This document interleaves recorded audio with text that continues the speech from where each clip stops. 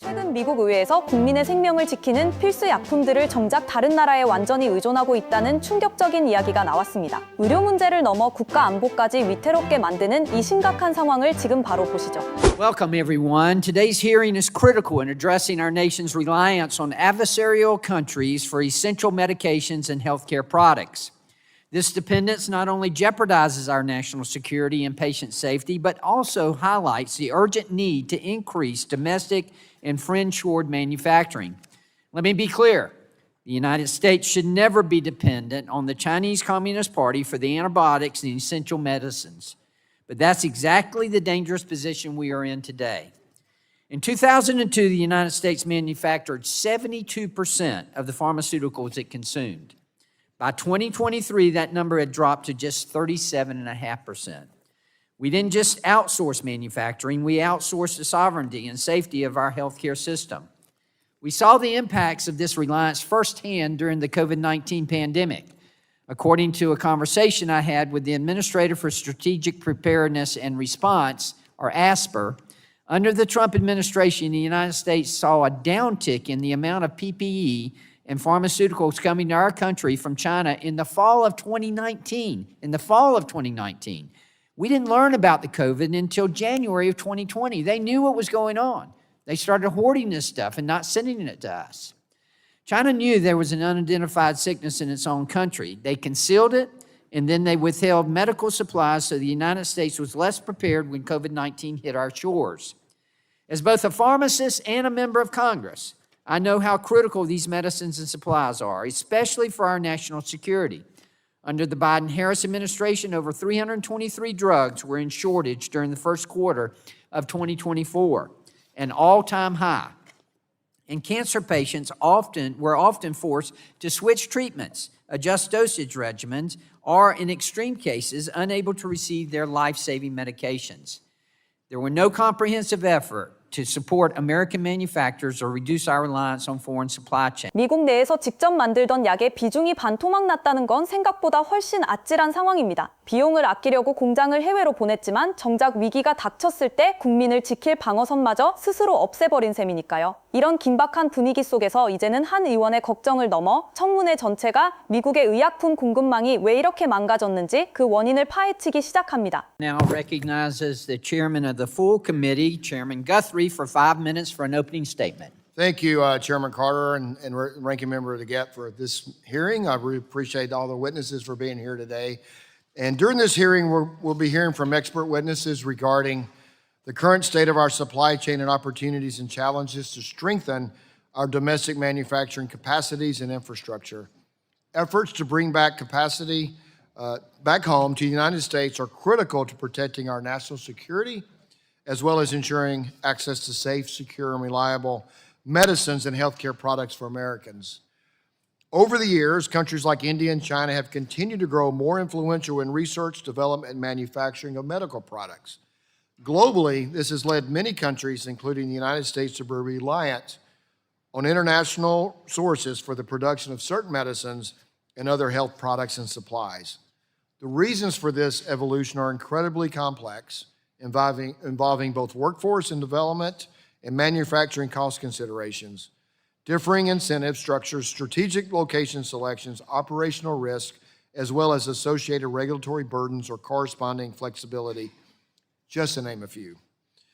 While the reasons are complex, the staggering reality that our current domestic supply chain is largely reliant on international forces is remarkably clear and one that we must address. According to recent data, about half of all the APIs, or active pharmaceutical ingredients, for prescription medicines in the U.S. come from India and the European Union. In addition, India controls the majority of production volume for most oral tablets and capsules. Meanwhile, China is an exclusive manufacturer of certain APIs and essential medicines, while remaining a dominant supplier of key starting materials, the pieces of the puzzle that often go to contribute to API. Thus, it is fair to say the U.S. remains reliant on several international partners for many varied pieces of supply chain that eventually come together to produce the products that land in our medicine cabinets, our doctors' offices, or used in our hospitals. Our healthcare supply chain involves many components and important players, from the groundbreaking research to the raw material suppliers, product manufacturers and distributors and purchasers of all the way to the patient. We look forward to hearing from the experts in front of us today to provide their perspective and shed light on the nuances of this supply chain and the role their entities play, shed light on vulnerabilities, and discuss possible opportunities and solutions.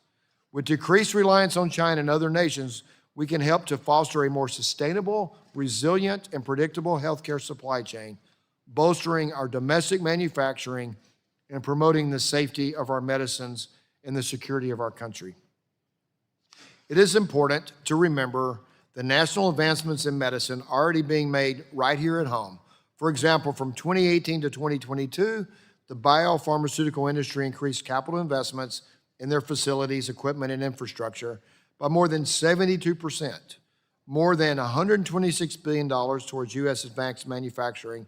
To put into perspective, the only industry who exceeded this was motor vehicles. 인도와 중국, 유럽연합까지 얽혀있는 복잡한 공급망 속에서 미국 기업들이 막대한 돈을 투자하며 해결책을 찾고 있다는 소식이 들립니다. 하지만 큰 계획보다 더 무서운 건 현장에서 일어나는 실제 붕괴입니다. 특히 가장 기본이 되는 항생제 공장 하나가 문을 닫았을 때 어떤 일이 벌어지는지 실제 기업의 증언이 이어집니다. But after years of escalating subsidized competition from Indian and Chinese generic drug makers, the facility's previous owners filed for bankruptcy in 2020. By the time our production lines went dark that year, the U.S. had become entirely reliant on foreign origin amoxicillin. In 2021, U.S. Antibiotics was rescued from bankruptcy by private American investors who recognized the national security imperative of antibiotic production. Since then, we have created new jobs, invested tens of millions of private capital into reactivating production lines, and re-entered the commercial market. I feel privileged to play a role in this important story, and I look forward to sharing more with you about our experience. Without antibiotics, routine surgeries and common infections can become fatal. Our nation's health security, military readiness, and emergency preparedness all hinge on reliable antibiotic access. Amoxicillin alone accounts for approximately 50 million U.S. prescriptions annually, making it the most prescribed antibiotic. After dropping to zero in market share in 2020, U.S. Antibiotics now has about 5% market share. If our facility were to shut down permanently, it would take no less than 5 years and hundreds of millions of dollars to construct a new facility capable of producing amoxicillin. That would be at least half a decade in which the U.S. would be entirely reliant on other countries for the most commonly prescribed antibiotic. Our company and other U.S. generic drug makers like us face three primary challenges. One, unfair foreign subsidies, labor practices, and lax regulatory oversight. One 2022 study found that a lack of Chinese and Indian regulatory enforcement allows their drug makers to cut as much as 25% off their costs. Two, a lack of long-term government purchasing commitments. Most buyers prioritize cost over reliability or origin. Unlike defense contractors, which often operate under multi-year contracts, U.S. drug makers of critical generic medicines are vulnerable to market fluctuations. Three, a lack of recognition for critical drugs' national security relevance. Generic antibiotics are not treated as strategic assets like weapon systems or critical minerals. 가장 흔하게 쓰이는 항생제조차 스스로 만들지 못해 외국의 눈치를 봐야 한다는 건 결국 약을 만드는 능력이 곧 국가의 생존과 연결된다는 뜻입니다. 하지만 무너진 공장을 다시 세우는 것만으로는 부족합니다. 기업들은 이제 정부가 직접 구매를 보장하고 세금을 깎아주는 등 더 실질적인 지원책이 나와야 한다고 강조하고 있습니다. This means manufacturers cannot access all of the same financing tools, tax incentives, or industrial-based support programs available to other domestic producers of critical goods. Today, my colleagues in Bristol will manufacture approximately 700,000 doses of amoxicillin before their shift ends, but we operate on razor-thin margins. Despite our strategic importance, we receive no federal subsidies, federal prime contracts, or protection from predatory pricing. Since January 2023, the U.S. government has spent $900,000 on U.S. antibiotics products through the Federal Supply Schedule system. However, during roughly the same period, HHS spent approximately $40 million to purchase foreign origin amoxicillin for the Strategic National Stockpile. To ensure the U.S. is never again dependent on China and India for amoxicillin, I humbly submit 4 policy recommendations for your consideration. 1, incentivize long-term purchasing agreements. To establish predictable demand, companies like U.S. Antibiotics require to scale and grow. Encourage federal agencies to enter a multi-year contract with domestic producers of essential medicines. 2, implement domestic preference policies. The U.S. government should establish a Buy American requirement for antibiotics purchased with federal funds when a U.S. manufacturer exists. 3, create strategic antibiotic manufacturing fund. Provide targeted grants, low-interest loans, and tax incentives to companies investing in domestic production. 4, enforce trade rules to counter predatory pricing. The Department of Commerce and USTR should leverage existing authorities to penalize unfair trade practices in the antibiotic sector. We support the ongoing Section 232 investigation regarding national security effects of imports of pharmaceuticals and pharmaceutical ingredients. U.S. Antibiotics stands ready to play its part to secure the U.S. antibiotic supply chain for the 21st century. We have the infrastructure and we have the expertise, but we need this Congress to act. Thank you for the opportunity to testify. I look forward to your questions. 특정 기업이 요청하는 파격적인 혜택들은 그만큼 미국 내 제조 환경을 다시 살리는 일이 절박하다는 신호입니다. 이런 고민은 개별 회사의 문제를 넘어 미국 처방약의 대부분을 책임지는 제네릭 산업 전체의 위기와 이어져 있습니다. 이제 시야를 넓혀 미국이 해결책으로 참고하고 있는 다른 나라들의 실제 사례가 등장합니다.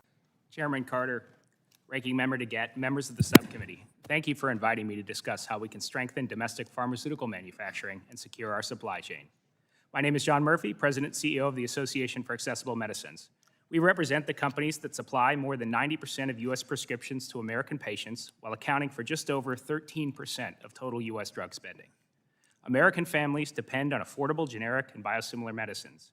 Yet the supply chain that delivers these medicines is under increasing pressure, and in some parts is already fracturing. The total value of sales of generic and biosimilar medicines has stagnated for more than a decade. And the economic footprint of U.S. generics has shrunk by $6.5 billion over the past 5 years, despite growth in volume and the availability of many new medicines. Production has increasingly evolved globally due to the competing economies seeking to bolster their own health security and access, and the declining incentive structures and reimbursement potential here in the United States. To be more specific, 4 key challenges face our industry in its growth in the United States. We have no comprehensive national strategy or real incentives for production. The CHIPS Act, as an example, incentivized domestic manufacturing of semiconductors and showed what a bold industrial policy looks like. Reimbursement policies continue to underprice essential drugs. For sterile injectables in particular, a race to the bottom competitive environment drives prices for indispensable medicines below sustainable levels and often rewards higher priced brands over generics.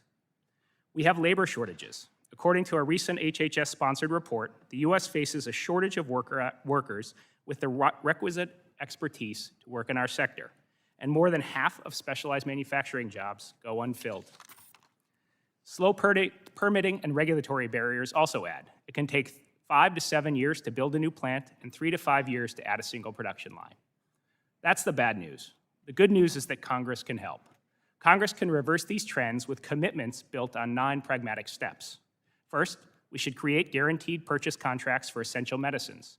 Fixed volume, fixed price agreements structured to encourage multiple suppliers would give manufacturers the revenue certainty to build or reopen capacity here in the United States. Second, we should expand the Strategic National Stockpile to include finished drugs and other active ingredients. Third, fund grants to defray relocation and retrofitting costs of existing dormant capacity.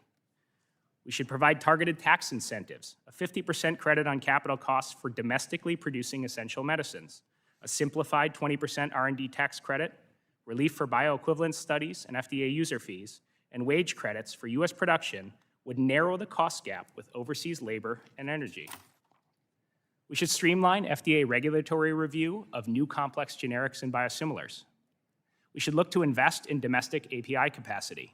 Many other countries, like Austria and South Korea, have invested heavily to support their own API production.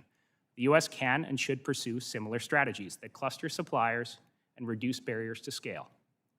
We should appropriate multi-year funding equal to the strategic value of medicines to the United States, comparable to commitments made in the CHIPS Act. 여기서 우리 대한민국이 언급됩니다. 미국이 이제야 뒤늦게 찾고 있는 원료의 약품 생산을 위한 국가적 투자를 대한민국과 오스트리아는 이미 실행해온 나라들이라는 점이 지목되었습니다. 우리 한국인들이 묵묵히 준비해온 투자의 가치가 미국 의회에서 실제 사례로 거론된 셈입니다. 이어지는 내용은 미국이 분석한 공급망의 구멍이 얼마나 큰지 알려주는 수치들입니다. So what have we learned from this extensive mapping? Globalization has indeed enabled the manufacture of generic medicines at lower costs, but it has clearly made our supply chains longer, more fragmented, and more opaque. So a few facts. Over 80% of key ingredients and raw materials used in US medicines are manufactured abroad today, and many in just a handful of locations.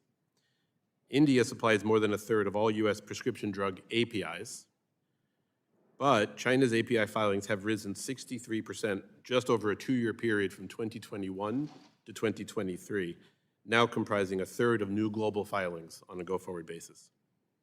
This geographic concentration is one key driver of vulnerability.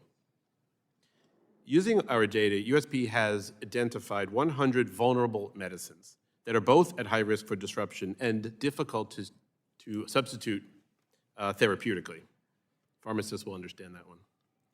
Right now, the supply of our most essential medicines, nearly all of which are generics, remain highly sensitive to geopolitical tensions, disasters, pandemics, and, importantly, market dynamics that drive often the most reliable manufacturers to exit the market for individual drugs. The result is an increasingly fragile supply chain that jeopardizes not just patient care, but national security. To reduce these risks and improve resiliency, we've identified 4 key recommendations, which can also serve as pillars to guide Congress's support for domestic manufacturing. The first is to continuously identify the nation's most vulnerable medicines, to leverage that data to pinpoint the factors most responsible for supply risk and target interventions where the data shows the risk is most imminent. The second is supporting the innovation in U.S. manufacturing technologies, reducing the barriers for new novel methods for producing pharmaceutical ingredients, including key starting materials as well as APIs. The U.S. is actually quite well positioned to lead on breakthrough technologies, including advanced manufacturing, and to find alternative synthesis pathways for those APIs that can help reduce our reliance on overseas suppliers and enable us to domestically manufacture medicines and their ingredients more efficiently and more competitively. The third is to establish a resiliency benchmark for the purchase of vulnerable medicines. We must rethink how we value essential generic drugs, which account for more than 90% of medicines that Americans rely on, but represent less than 20% of our spending on medicines. USP and other stakeholders have proposed establishing a resilience benchmark to help shift the paradigm to empower and incentivize public and private sector purchasers to value resiliency and predictability. Fourth, expand the supply chain visibility by leveraging tools like the USP Medicine Supply Map. Expertise like this is essential to unravel complicated supply chains and provide the risk management intelligence. We can pinpoint vulnerabilities so that we can also pinpoint solutions. The fragile supply chain is a problem we can and should solve, and with confidence. 핵심 성분의 80% 이상을 해외에 맡기고 있다는 데이터와 취약의약품 목록을 보면 공급망 지도가 그냥 그려진 그림이 아니라 생존이 걸린 기록이라는 게 느껴집니다. 이 수치들이 가리키는 결론은 명확합니다. 중국이라는 나라가 사실상 미국의 약사 역할을 하고 있다는 충격적인 말이 나오는 이유입니다. I practiced pharmacy for almost 40 years. Now I've been replaced by China. Seriously, China's become our pharmacist. China decides whether Americans have the prescription and over-the-counter drugs we need to get and stay healthy. That's why we are having this hearing today, so that we can examine the policies that bolster our domestic pharmaceutical supply chain. Before our committee today is U.S. Antibiotics, who is the only U.S. manufacturer of Amoxil and Augmentin. Based in Bristol, Tennessee, U.S. Antibiotics operates a world-class antibiotic production facility with the sole focus of supporting patient access to quality, life-saving medications, antibiotics, securing critical domestic supply chains, and creating good-paying jobs.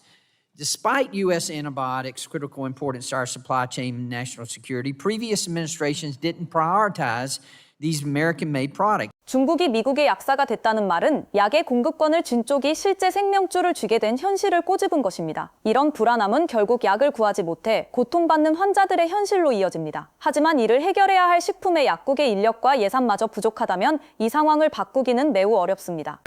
Thank you for holding this important hearing. We've really realized the COVID-19 pandemic really showed the world how our supply chains were disrupted significantly and how we must focus on bringing production home.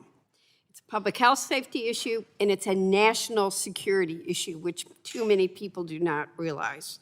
Congress needs to ensure that we're prepared for what's to come, increase our ability to onshore healthcare manufacturing, as we have very clear bipartisan agreement on, and respond effectively to disruptions. It's critical to ensure healthcare providers have access to the medical supplies and the prescription drugs that their patients rely on. And I think too many people do not understand how drug shortages in this country are leaving thousands of patients in distress. No one should have to panic and fight to find the medications their doctors know are necessary for their treatment. We must work to, as everybody's talking about, to onshore pharmaceutical supply chains, incentivize the production of generics, find ways to ensure we understand why shortages are happening, getting earlier alerts, helping with broader distribution, and many other issues. I actually have more questions from some of your answers, but I'll go to my first one that I do want to say, because one of our concerns, my concern, is the ability to achieve these solutions is extremely difficult, if not impossible, as a result of the drastic reductions in force of $400 million in budget cuts at the FDA proposed by the Trump administration. Without a strong FDA workforce, we can't ensure we're safely and effectively doing the critical work needed to maintain the safety of our drug supply chain. 현장의 인력 부족과 예산 삭감 문제는 아무리 좋은 정책이 있어도 실제로 실행할 손발이 없다는 뜻입니다. 결국 준비 없는 시스템은 위기 앞에서 무너질 수밖에 없다는 점을 다시금 깨닫게 합니다. 이제 청문회의 마지막 경고가 이어집니다. 미국이 마주한 12%라는 수치와 중국의 원료 장악력이 어떤 미래를 예고하고 있을까요? COVID was a clear wake-up call that our nation, for far too long, has been relying on unstable and adversarial supply chains for our critical medicine and healthcare supplies. When we're relying on China for life-saving supplies to defend against a Chinese-made virus, something is horribly wrong. Only 12% of active pharmaceutical ingredients, APIs, for prescription medicines in America are manufactured domestically. Half our APIs come from India and the European Union. While China only contributes around 8% of APIs, they are a dominant supplier of the key starting materials utilized to produce APIs. They're also the exclusive manufacturer of APIs in essential medicines, controlling much of the antibiotic API production. While we've been asleep at the wheel, the CCP has engaged in a concentrated and strategic effort to become the global leader in biomedicine development and production. I'm gravely concerned over the growing role of the Chinese industry in our medicinal supply chains. Even India, which has made significant investments in carving out a major role in the medical supply chain, is dependent on China, an estimated 70% of their APIs. The warning lights are flashing red, and it's time for Congress to take action. The health of our citizens is a national security imperative, and too many lives are at stake. We must take action, and we must do it. 오늘 본 청문회는 준비 없는 의존이 얼마나 위험한지를 그대로 보여주었습니다. 미국이 겪는 이 혼란 속에서 자국 원료의 악품 생산을 위해 국가적으로 미리 투자해온 대한민국의 사례가 미국 의회에서 구체적으로 언급되었습니다. 남의 도움 없이 스스로의 끈기로 기반을 닦아온 우리 한국인의 저력이 미국이 뒤늦게 찾는 해결책의 중요한 근거가 된 셈입니다. 오늘 영상을 보며 시청자 여러분들은 어떤 생각이 드셨나요? 오늘 영상은 여기까지입니다. 시청해주셔서 감사합니다.